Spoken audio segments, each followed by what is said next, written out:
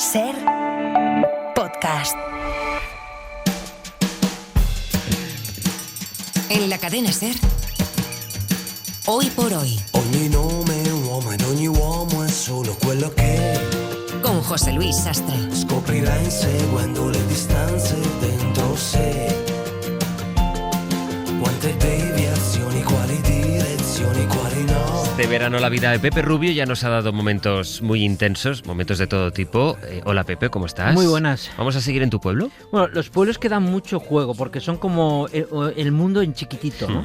Y lo curioso es la obsesión que hay en todos los pueblos por tener famosos o personajes históricos que nacieron o pasaron por allí. Por ejemplo, por el mío pasó por José Bonaparte, José I, el hermano de Napoleón, más conocido por Pepe Botella. Pepe Botella. Durmió solo una noche durmió. Bueno, oye. Pero ojo, en este país hay 8.000 municipios y no te pueden decir que pasó por allí un Bonaparte, ¿eh?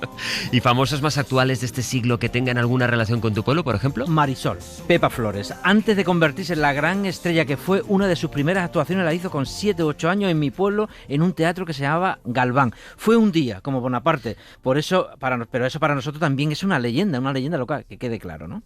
Estando contigo, de pronto me siento feliz.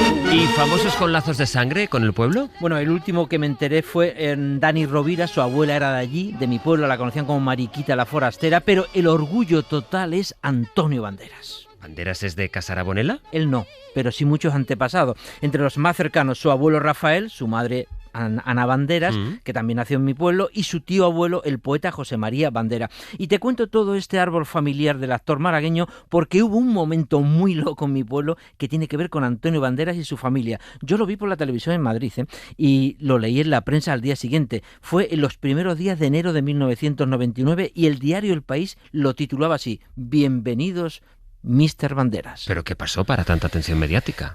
¿Qué no pasó, diría yo? Antonio Bandera quería homenajear a su tío abuelo Pepe el poeta en su pueblo y se desplazó allí para presentar su poemario, el último poemario que hizo en la iglesia. Era un momento en el que Antonio estaba en su prime, como se dice ahora, en Hollywood, y acababa de estrenar nada más y nada menos que La Máscara del Zorro, pero encima no vino solo al pueblo. ¿Cómo que no fue solo al pueblo? No. Vino con la que era entonces su esposa Melanie Griffith, sí. Con su suegra, la mítica Tippi Hedren, y su hija Estela del Carmen en brazos porque era una niña todavía pequeña. Así bajaron del coche y cuenta la crónica, y se ve en la foto, que le esperaba una comitiva presidida por el entonces alcalde y todo el pueblo detrás. 3.000 personas detrás.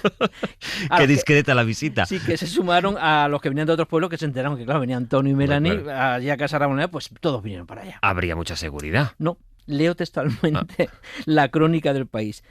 Comillas. El curioso dispositivo de seguridad organizado por el ayuntamiento para proteger a Bandera y su familia, compuesto principalmente por adolescentes del municipio, Madre mía. no solo no pudo contener a la multitud impaciente por saludar al actor, sino que se dedicó a empujar a cuantos se acercaban a él, ocasionando más de un enfrentamiento. Y ya dentro del templo, sigo con la crónica, donde esperaban los padres del actor, el alcalde pedía a gritos a las quinceañeras que no chiflaran durante la presentación del libro. Que no chiflaran. Bueno, que no silbaran. Es una versión allí de mi pueblo, es de chiflar, que es ¿Chiflar? La que se mete con los dedos en la boca, ¿no? Aquello fue tremendo. Y uno de los grandes personajes de aquella jornada fue mi tío Cristóbal, que era un tipo estupendo, que había sido policía nacional en Barcelona y acababa de jubilarse, y era el único que tenía un poco idea de lo que pasaba allí, un tema de seguridad. Y es el que sale en todas las fotos de los periódicos del brazo de Tippi Hedren, la suegra de Antonio Banderas, la madre. Tío, ¿eh? Mi tío sale con la Tippi, la mítica estrella de Hollywood, de los pájaros, ¿sí? ¿no?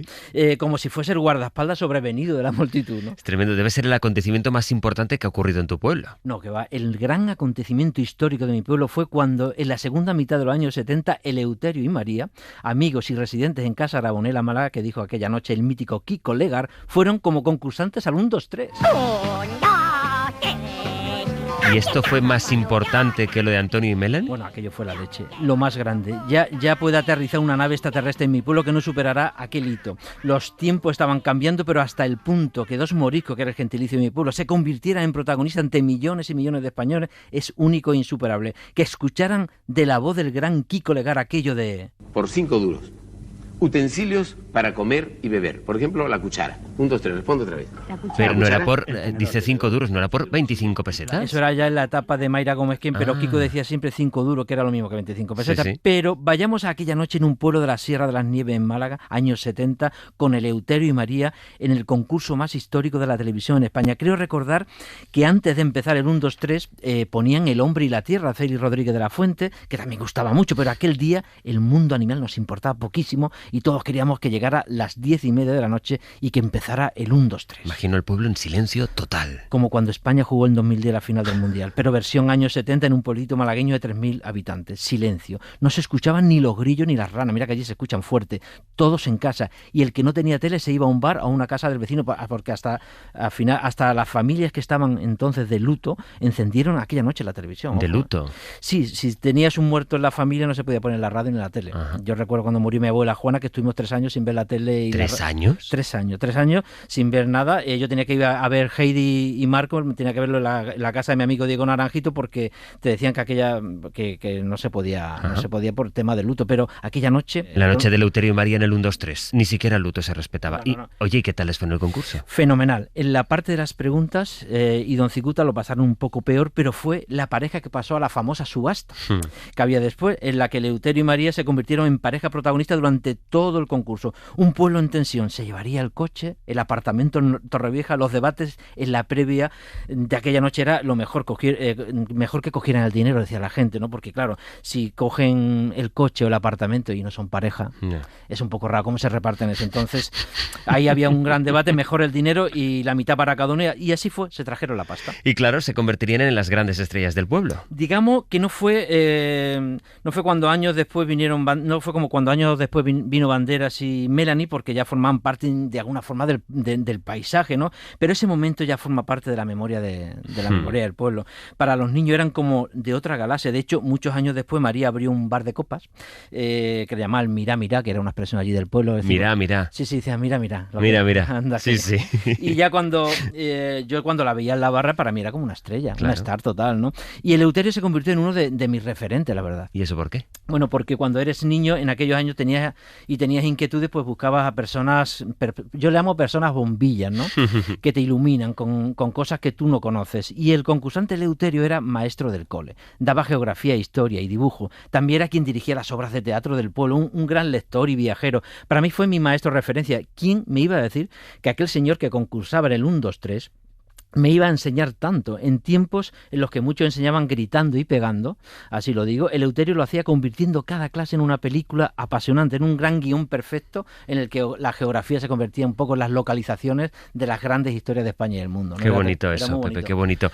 Has dicho que Eleuterio fue uno de tus referentes, pero ¿hubo más, Pepe? Sí, claro, estaba mi primo José Miguel, profesor de inglés, el primero que habló inglés en el pueblo, ojo, el primero que se fue a Londres a perfeccionar el inglés, trabajando de camarero como podía. No hay rincón del mundo que no haya pisado, y así desde los años 70, cuando nadie viajaba. Pero José Miguel, el hijo de mi madrina, ha sido mi faro y lo sigue siendo. Me lleva como 20 años mayor que yo, pero es un hombre eternamente joven, porque eso de viajar rejuvenece. Eso está clarísimo. Y mi primo son los viajes, el cine, la literatura, el arte. Yo a mi primo le podría haber dicho aquella mítica frase del intelectual de Amanece que no es poco. Yo es que he pensado que a mí también me interesaría ser intelectual. Como no tengo nada que perder. Soy un hombre muy honrado que me gusta lo mejor. Pepe Rubio, muchas gracias. A ti, hasta luego. Adiós. El amor, jineteando en mi caballo por la Para no perderte ningún episodio, síguenos en la aplicación o la web de la SER, Podium Podcast o tu plataforma de audio favorita.